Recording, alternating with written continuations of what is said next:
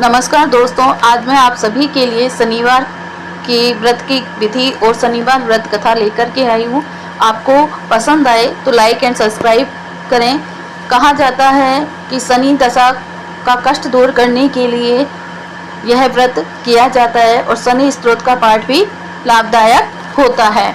इस दिन शनि की पूजा होती है। काला तिल, काला वस्त्र, तेल, उड़द शनिदेव को बहुत प्रिय है, इसीलिए इनके द्वारा शनि का पूजन होता है। शनि दशा का कष्ट दूर करने के लिए यह व्रत किया जाता है। शनि स्तोत्र का पाठ भी विशेष लाभदायक है।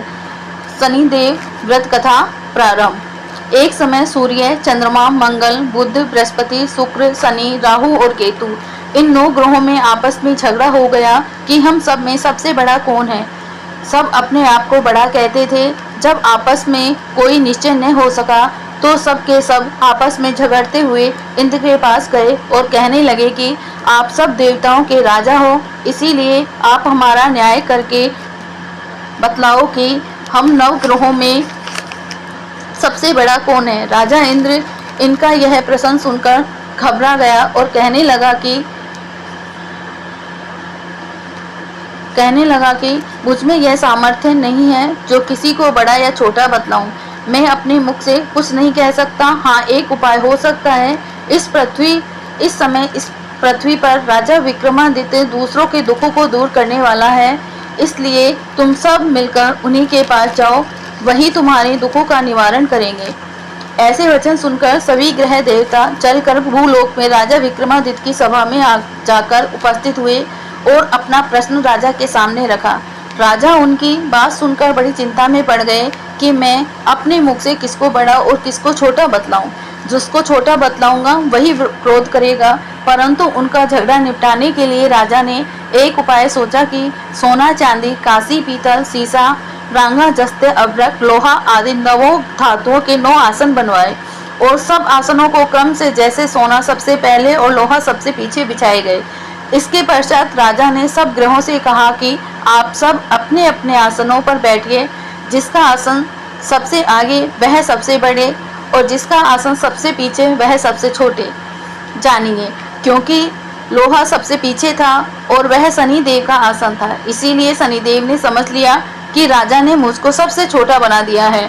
इस पर शनि को बड़ा क्रोध आया और कहा कि राजा, तू मेरे पराक्रम को नहीं जानता। सूर्य एक राशि पर 1 महीना, चंद्रमा 2.25 महीने, मंगल 1.5 महीना, बृहस्पति 13 महीने, बुध और शुक्र 1 महीने, राहु और केतु दोनों धीरे धीरे चलते हुए केवल 18 महीने एक राशि पर रहते हैं। परंतु मैं एक राशि पर 3 महीने तक रहता हूँ। बड़े बड़े देवताओं को भी मेरे भीषण दुख दिया है। राजन सुनो, राम जी को 7.5 आई वनवास हो गया और रावण को आई तो राम और लक्ष्मण ने सेना लेकर लंका पर चढ़ाई कर दी, रावण के कुल का नाश कर दिया। हे राजा, तू अब सावधान रहना। राजा कहने लगा कि जो कुछ भाग्य में होगा देखा जाएगा। उसके बाद अन्य ग्रह तो प्रसन्नता के साथ चले गए, परंतु शनिदेव बड़े क्रोध के साथ वहां से सिधारे। कुछ काल व्यतीत होने पर जब राजा को 7.5 की दशा आई तो शनिदेव घोड़ों के सौदागर बनकर अनेक सुंदर घोड़ों के सहित राजा की राजधानी में आए। जब राजा ने सौदागर के आने की खबर सुनी तो अपने अश्वपाल को अच्छे अच्छे घोड़े खरीदने की आज्ञा दी। अश्वपाल ऐसी अच्छी नस्ल के घोड़े देखकर और उनका मूल्य सुनकर चकित हो और तुरंत ही राजा को खबर दी। राजा उन घोड़ों को देखकर एक अच्छा सा घोड़ा चुनकर उस पर सवारी के लिए चढ़ा। राजा को घोड़े की पीठ पर चढ़ते ही घोड़ा जोर से भागा। घोड़ा बहुत दूर तक एक बड़े जंगल में जाकर राजा को छोड़कर अंतर्ध्यान हो गया। इसके बाद राजा अकेला जंगल में भटकता फिरता रहा।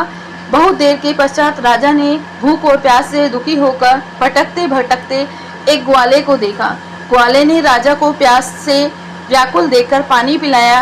राजा की उंगली में एक अंगूठी थी, वह उसने निकालकर प्रसन्नता के साथ ग्वाले को दे दी और शहर की ओर चल दिया। राजा शहर में पहुंचकर सेठ की दुकान पर जाकर बैठ गया और अपने आप को उज्जैन का रहने वाला तथा अपना नाम बीका बतलाया।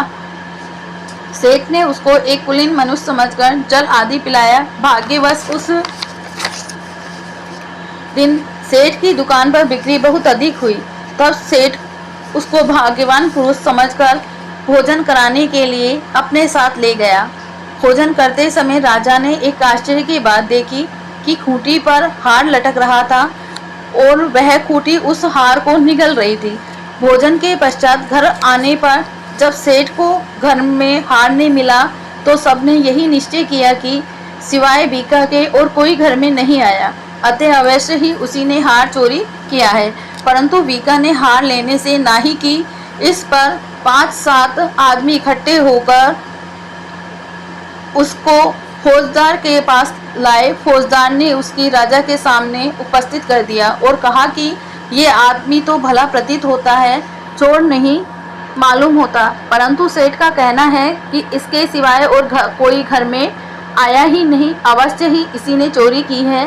तब राजा ने आज्ञा दी कि इसके हाथ पैर काटकर चौरंगिया किया जाए। राजा की आज्ञा का तुरंत पालन किया गया और बीका के हाथ पैर काट दिए।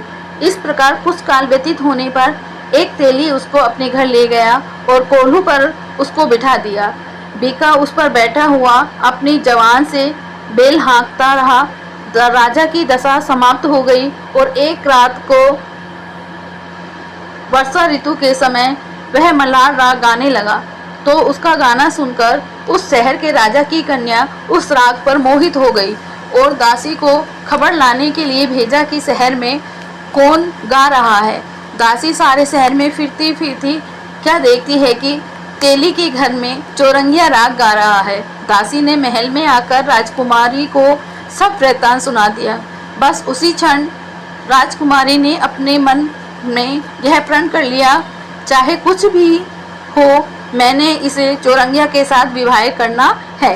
प्रातःकाल होते ही जब दासी ने राजकुमारी को जगाना चाहा तो राजकुमारी अनशन व्रत लेकर पड़ रही।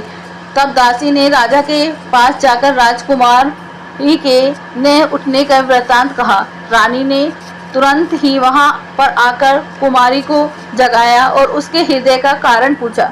तो कुमारी ने कहा कि माताजी, मैंने यह प्रण कर लिया है कि तेली के घर में जो चौरंगिया है उसी के साथ विवाह करूंगी। माता ने कहा, पगली, यह क्या बात कह रही है?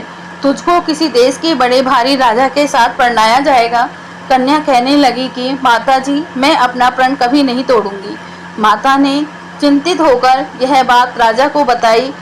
जब राजा ने भी आकर यही समझाया कि मैं अभी देश देशांतर में अपने दूत भेजकर सुयोग, रूपवान एवं बड़े से बड़े गुणी राजकुमार के साथ तुम्हारा विवाह करूंगा, ऐसी बात तुमको कभी नहीं विचारनी। कन्या ने कहा, पिताजी, मैं अपने प्राण त्याग दूंगी परंतु इस दूसरा वर्ण नहीं करूंगी।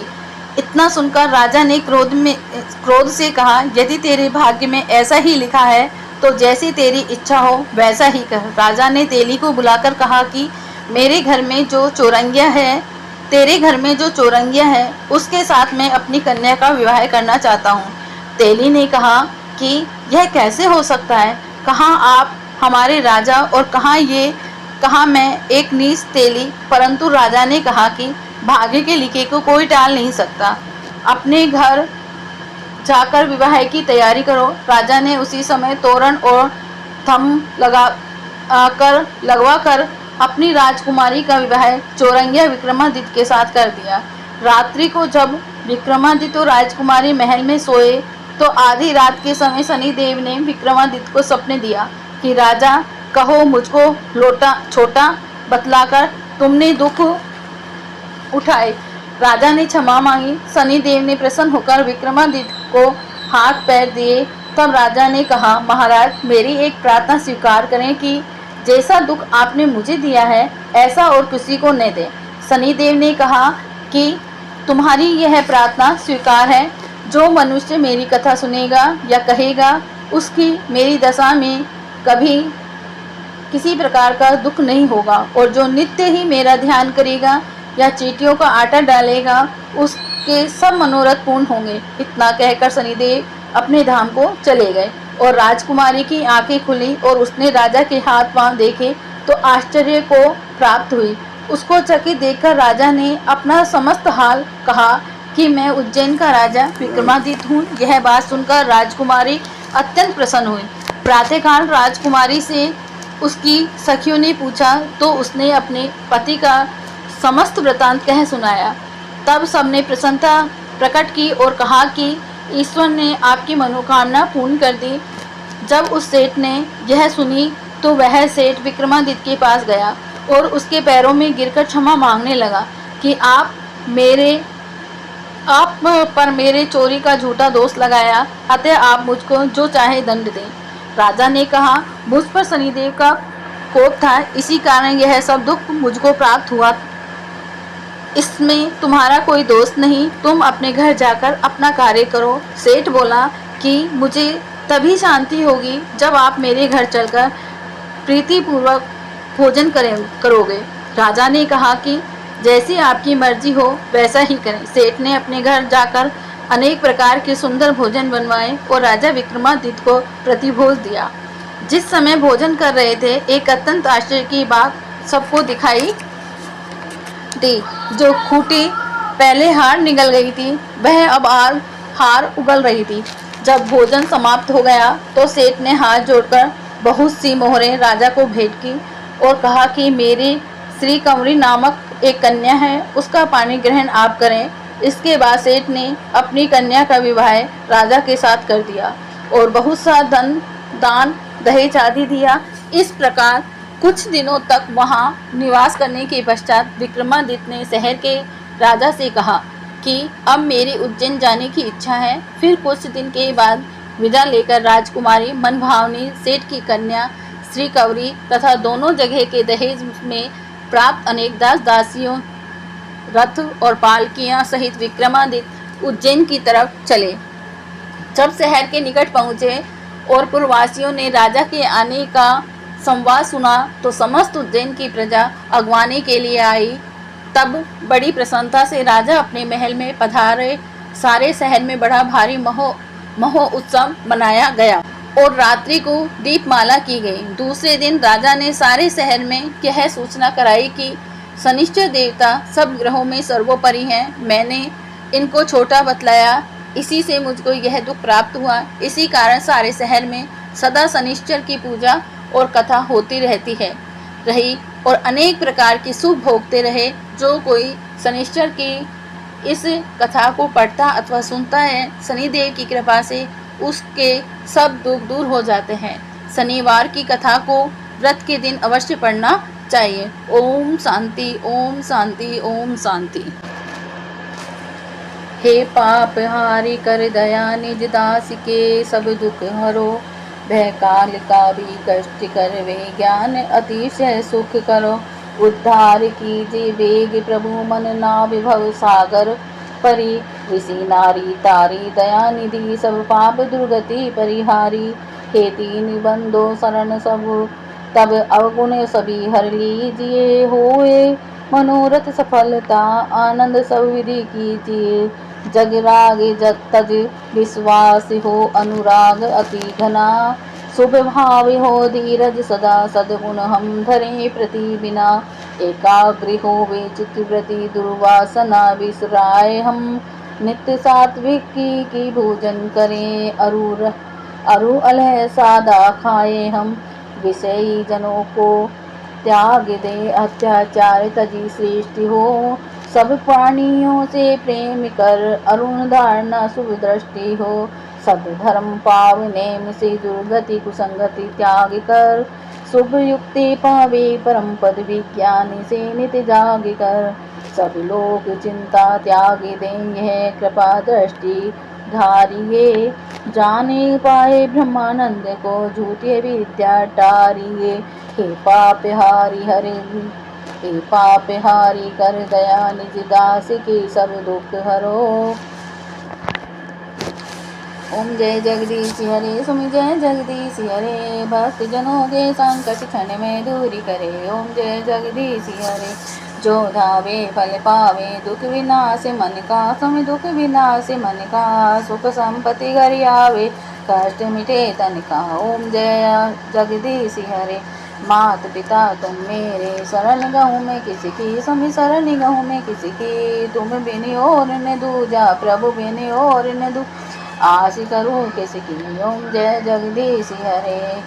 तुम्हें पूर्ण परमात्मा, तुम्हें अंतर्यामी, स्वामी तुम्हें अंतर्यामी। पार ब्रह्म परमेश्वर, ब्रह्म परमेश्वर तुम्हें सबके स्वामी। ओम जय जगदीश हरे। तुम्हें करुणा के सागर, तुम्हें पालन, स्वामी तुम्हें पालन करता। मैं सेवक तुम स्वामी, मैं सेवक तुम स्वामी, कृपा करो भरता। ओम जय जगदीश हरे। तुम हो एक अगोचर, सबके प्राणपति, स्वामी सबके प्राणपति। किस विधि मिलो दया में, किस विधि मिलो दया में, तुम्हें को मैं कुमति। ओम जय जगदीश हरे। दीन बंधु दुख हरता, तुम रक्षक मेरे, स्वामी तुम रक्षक रे। अपने हाथ उठाओ, अपने हाथ उठाओ, द्वार पड़े तेरे। ओम जय जगदीश हरे। विषय विकार मिटाओ, पाप हरो देवा, स्वामी पाप हर वाह। श्रद्धा भक्ति बढ़ाओ, श्रद्धा भक्ति बढ़ाओ, संतन की सेवा। ओम जय जगदीश हरे।